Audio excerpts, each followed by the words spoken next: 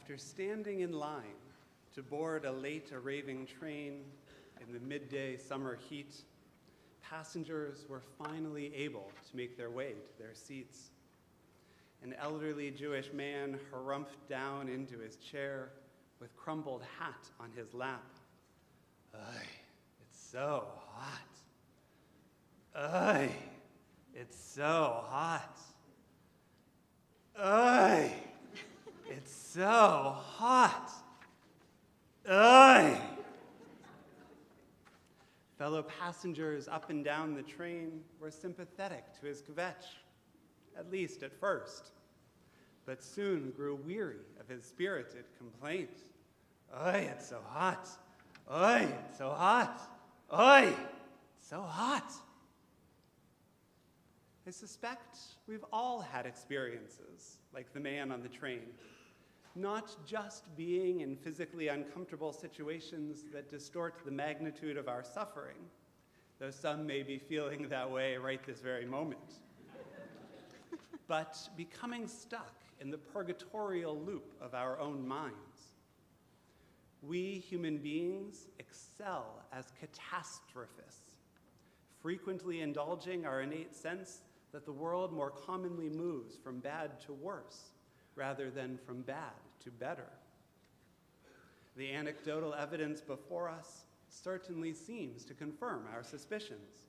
Smoke-filled apocalyptic summers, an increasingly visible population of people experiencing homelessness, ongoing incidents of gun violence, eroding norms of our civil society. And whether or not the world is really getting worse, the nature of the news will interact with the nature of our cognition to make us think that it is. News is about things that happen, not things that don't happen. And good things, well, they tend to take time, unfolding out of sync with the news cycle. Our worst suspicions, then, about the world are reaffirmed daily. Psychologists Amos Tversky and Daniel Kahneman refer to this confirmation bias as the availability heuristic. People estimate, they say, the probability of an event by the ease with which instances come to mind. Sometimes this is actually a serviceable rule of thumb. You really are on more common ground in guessing that pigeons are more common in Seattle than orioles, even if you're drawing on your memory of encountering them rather than your reading of a bird census. But when social media and television intervene, leaving us with a recent, vivid, gory, distinctive, upsetting example of a thing halfway around the world, we overestimate its likelihood in our lives. It's the information right in front of us, and it makes us feel like we are doomed, that we are incapable of making progress. Ugh, it's so hot. Ugh, it's so hot. Ugh, griped the old man on the train. Commiserative chuckling had long ago turned toward animus from many of his fellow passengers. Won't he ever stop? Many began to wonder in their minds, and a few even grumbled aloud. Ugh, it's so hot. Finally, a young woman several rows back rose from her seat. Exasperated, she made her way to the galley, grabbed a glass of water, and brought it to the old man. Things really are getting better. To overcome the availability heuristic, all we have to do is count, writes Harvard psychology professor Steven Pinker in his 2018 book, Enlightenment Now. If we can agree that life is better than death, health is better than sickness, sustenance is better than hunger, abundance is better than poverty, peace is better than war, safety is better than danger, freedom is better than tyranny, equal rights are better than bigotry and discrimination, literacy is better than illiteracy, and happiness is better than misery, then all we have to do is count. And if these things have increased over time, that's progress. And the world has made spectacular progress in every single measure of human well-being, Pinker writes. To start, we're alive in the present for much longer than our ancestors throughout history. Sacrifice, bloodletting has given way to chlorination, vaccination, blood transfusion. Smallpox, polio, guinea worms are, or at least should be, a thing of the past, and measles and malaria are next. Historian Johann Norberg points out that while we might think we approach death by 1 year for every year that we age, during the 20th century, the average person approached death by just 7 months per year. Think about that. Even better, almost 5 additional years of life we have gained in the last 20. 4 of those years are in good health. All we have to do is count. Things are getting better. In addition to health, the world has seen tremendous gains in well-being. For measures of progress, life expectancy, health, sustenance, it matters not that people have the same, only that they have enough. The relative deprivation and income inequality many of us feel in 21st century America could still be counted as exorbitant wealth. Don't get me wrong, that 3% of Americans are undernourished or 13% of people in the developing world go hungry is morally abhorrent. And it's still better than 50% of the world's population going hungry just 70 years ago. No amount of money could have bought my great-great-grandparents a refrigerator or a contraceptive pill, let alone a synthetic rain jacket, a cell phone, a fidget spinner, quote-unquote luxuries that are commonplace today regardless of income level. And so it goes with every measure of human progress. Murder rate, down. Quality of life, up. Terrorism and civil war, down. Safety, up. Of course, this progress isn't linear.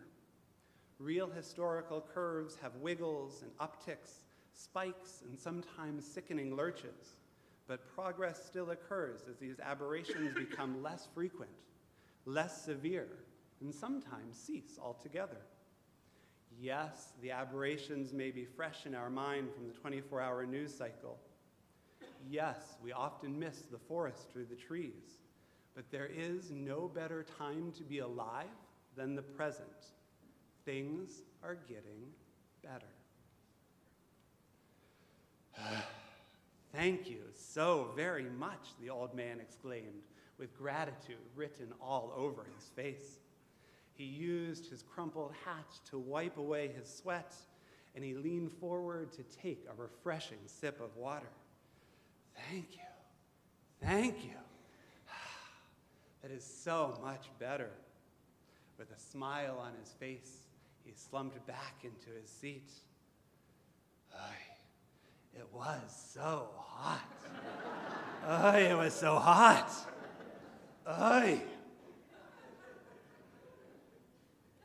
Our challenge, of course, is to simultaneously accept the win while not taking our foot off the gas pedal of progress.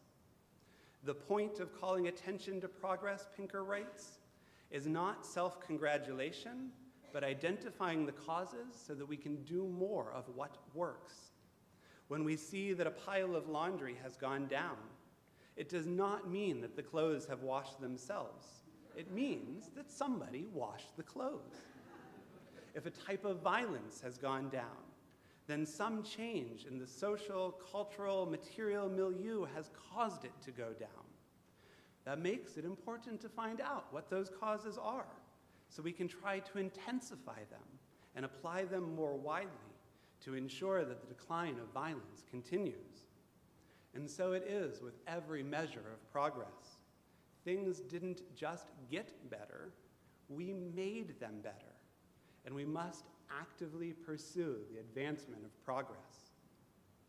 That, I would argue, and here, by the way, I would disagree with Pinker, is what today, Yom Kippur, is all about. Al chet shechatanu lefanecha, we have done wrong before you. On Yom Kippur, we gather as a community to confess to a litany of transgressions, not for purposes of self-flagellation, but self-improvement.